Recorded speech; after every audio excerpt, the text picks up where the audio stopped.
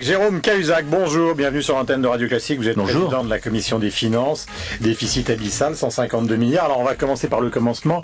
Jérôme Cahuzac, d'abord, est-ce que les chiffres sont truqués? C'est-à-dire, est-ce que ce sont les vrais? Ah non, les chiffres sont pas truqués. D'ailleurs, les parlementaires sont là pour vérifier qu'ils sont bien avérés.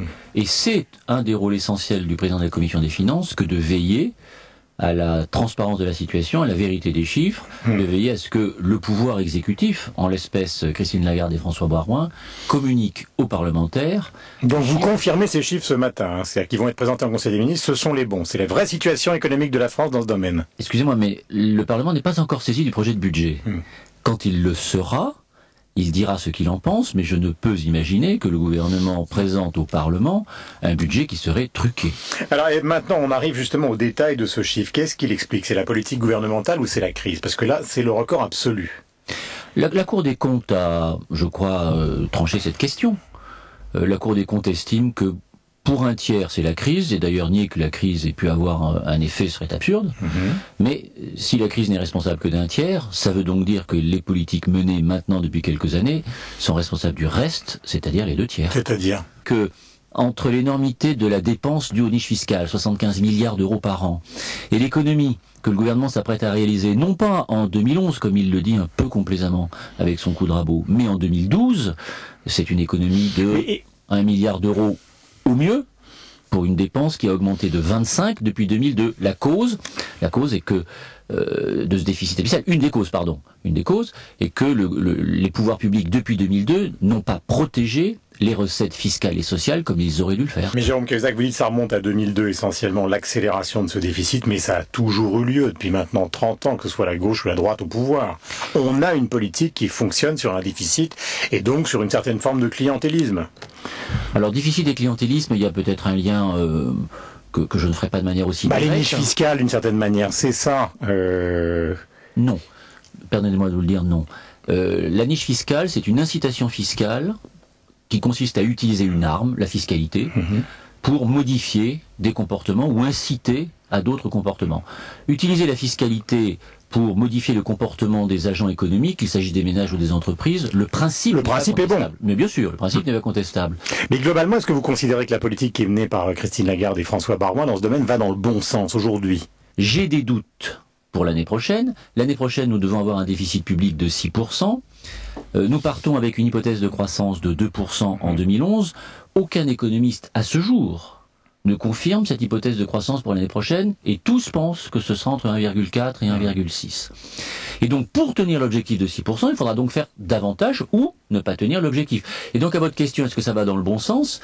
Bâtir un budget sur une hypothèse de croissance qui n'est retenue que par les membres du gouvernement français et par aucun institut de conjoncture ou économiste, ça ne me paraît pas d'une formidable lucidité. Est-ce que vous considérez, Jérôme Cahuzac, qu'il est possible d'inscrire dans la Constitution la disparition définitive des déficits à terme? Est-ce qu'il faut que ce soit écrit dans un texte? Ça n'a pas été la conclusion du groupe de travail présidé par Camp Dessus, auquel j'ai participé et au sein duquel j'ai donné mon avis. Et donc nous sommes arrivés à la conclusion avec les 3 autres parlementaires qui travaillaient dans ce groupe de travail, le président de la Commission des finances du Sénat, son rapporteur général, ainsi que le rapporteur général de l'Assemblée nationale, et nous avons proposé quelque chose qui a été retenu par ce groupe. Donc ce que je pense, c'est ça, et ça n'est pas une règle de solde budgétaire structurel ou pas, ça n'est pas une règle telle que l'Allemagne a pu l'adopter, c'est autre chose dont je ne suis pas sûr qu'aujourd'hui cela puisse être adopté dans le contexte politique. Si vous voulez, je vous en dis 3 mots. C'est important. Bien sûr, je vous remercie de me donner l'occasion de le faire, bien sûr. Il s'agirait de voter une loi de programmation de finances publiques triennale qui fixe une trajectoire de finances publiques, naturellement, à l'amélioration. Et les lois de finances, c'est-à-dire le budget de l'État, et les lois de financement de la sécurité sociale, les budgets sociaux, devraient être compatibles avec cette trajectoire de finances publiques, c'est-à-dire subordonnées à cette loi triennale. Et par ailleurs, des dispositions fiscales telles que des niches ou des dispositions sociales. J'ai dit tout à l'heure qu'il y avait 75 milliards d'euros de niches fiscales, il y a 67 milliards d'euros de niches sociales. Bref, ces dispositions-là seraient du domaine exclusif des lois de finances et des lois de financement pour éviter d'avoir, à l'occasion d'un texte sur tel ou tel sujet, des dispositions fiscales adoptées dans l'enthousiasme et qui en fait percent les recettes, le panier de recettes de l'État et voit celle-ci s'écouler. Voilà ce que nous avons proposé. Je ne suis pas sûr que cette procédure que je crois satisfaisante parce qu'elle renforcerait le pouvoir du Parlement, mais je ne suis pas sûr qu'il existe aujourd'hui une majorité qualifiée en Congrès à Versailles pour l'adopter, tout simplement parce que le climat politique est tel, et surtout la conduite des finances publiques est telle, que nous promettre une règle d'or pour demain, quand on s'affranchit des règles qui existent déjà aujourd'hui, ne rend pas très crédible la démarche du pouvoir. Alors, il n'y a pas d'affaire tapis à mes yeux. Il y a eu une décision de justice, certes, c'est une justice particulière, ce n'est pas la justice ordinaire, mais c'est une décision de justice. La seule institution qui pouvait faire appel, c'était le ministère de l'économie et des finances. Madame Lagarde n'a pas fait appel quand on a connu le montant 400 millions d'euros qui serait attribué à Bernard Tapie. Et donc, il n'y a pas d'affaire Tapie. En revanche, mon rôle de président de la commission des finances, je vous l'ai dit d'ailleurs tout à l'heure, c'est d'assurer l'information des parlementaires. Donc d'auditionner Christine Lagarde. Donc de savoir ce qu'est aujourd'hui le montant de l'enrichissement personnel de Bernard Tapie à la suite des procédures qui ont été mises en œuvre. Vous voulez dire que c'est pas clair, parce qu'on a dit 40 millions. Je vois pas ce qu'il n'y a pas de clair là-dedans. Non, je parle pas de ce que vous dites vous. Hein. Merci. Non, c'est pas ça. Ce qui n'est pas clair, Jérôme Cahuzac, c'est la somme. On a parlé justement de 40 millions, puis de 210 millions. Là, vous venez de citer 400 millions. Donc il y a une sorte de flou autour de la somme ou du chèque qui va lui être attribué. Écoutez, j'espère qu'après les propos que je vais tenir, il y aura plus de flou. Petit 1, le tribunal arbitral attribue une somme de 400 millions d'euros au liquidateur du groupe Tapie.